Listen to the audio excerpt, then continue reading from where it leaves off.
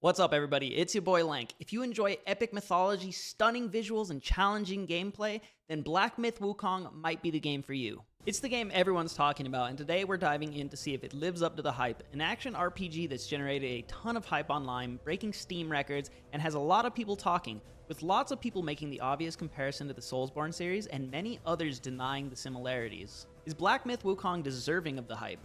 Well, let's check it out. First thing you're going to notice playing this game is how absolutely stunning this game is. The visuals are striking, to say the very least. From cutscenes to walking around to effects during combat, Black Myth makes you actually feel like you are in an era of visual beauty from games. Not only does it look gorgeous, but it runs smooth as silk. It's actually a rarity in my book for a game to run this smooth and look this good on launch in this day and age. A lot of visually gorgeous games nowadays at launch run like me. They don't. It's a serious problem. My PC setup is by no means a god tier rig, but it's not bad. I usually stream, record, and game all on the same PC. And hey, if you take issue with that, support the cause by subbing to this channel, so maybe one day I can get an upgrade.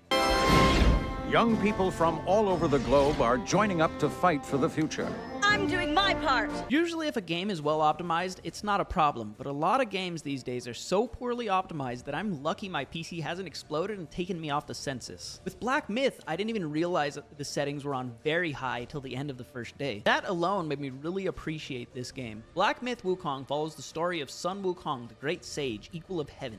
The game picks up sometime after his legendary journey in the classical Chinese novel Journey to the West. The epic tale has inspired countless stories and characters, including fan favorite Son Goku from Dragon Ball GT. But before we dive any deeper, let me share a piece of the opening cinematic.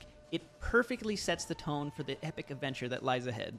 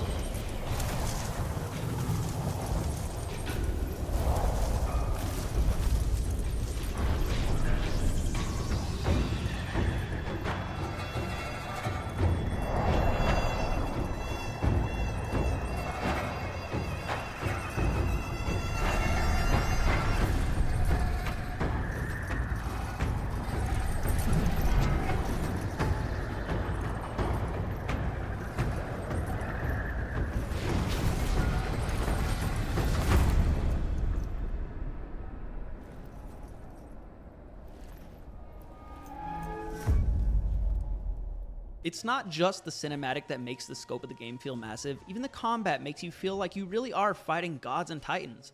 I would imagine this is how people playing the God of War games feel.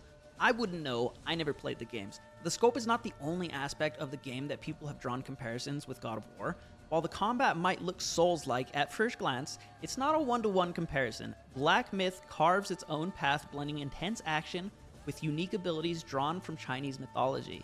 The game features fast-paced combat that require precise timing, dodging, parrying, and draws obvious comparisons to a Souls-like game like Dark Souls or Elden Ring, but I don't think it's a one-to-one. Black Myth draws on Chinese mythology to give the Destined One his abilities. You can use abilities like transforming into defeated foes, freezing enemies, and turning to stone to parry incoming attacks.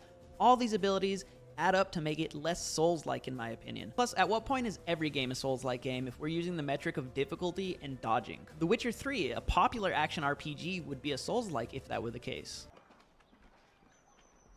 Fuck. With that being said, if you're a fan of the Soulsborne series, you will enjoy the challenge this game has to offer. If you're not a fan of Souls-like games, I think this game will still provide you with enjoyment and enough of a challenge that maybe after you finish it, you might actually want to try said Souls-like games again. The system for leveling and equipment are super simple, which makes it easy to understand, but still has enough play to make unique builds to face different challenges throughout the game. Not to mention the fact that there are a lot of bosses in this game, like a crazy amount.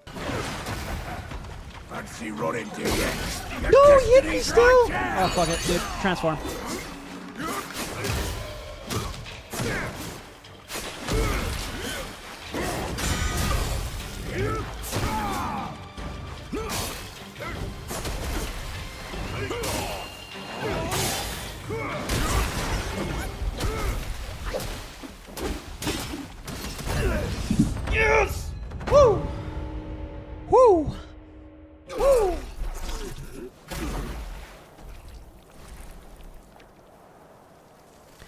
cat.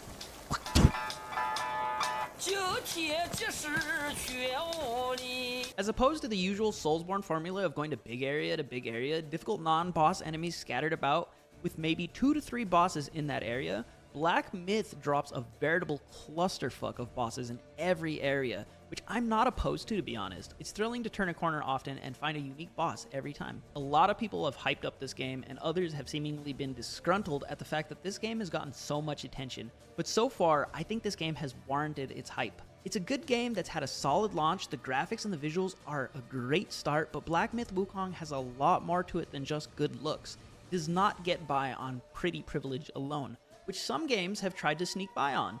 It tells a rich story steeped in Chinese mythology with a well-established main character to get people familiar with Journey to the West excited. I highly recommend you guys try this game. Whether you're a fan of Souls-like games or not, this game is worthy of Game of the Year, and I think it's worth the AAA price point it sells at. Of course, this is just my take, but I'm really curious. What do you guys think? Try this game out and let me know your thoughts in the comments. If you enjoyed this video, make sure to like, share, and subscribe if you want more content. Catch you in the next one. She's gonna do a superhero landing. Wait for it.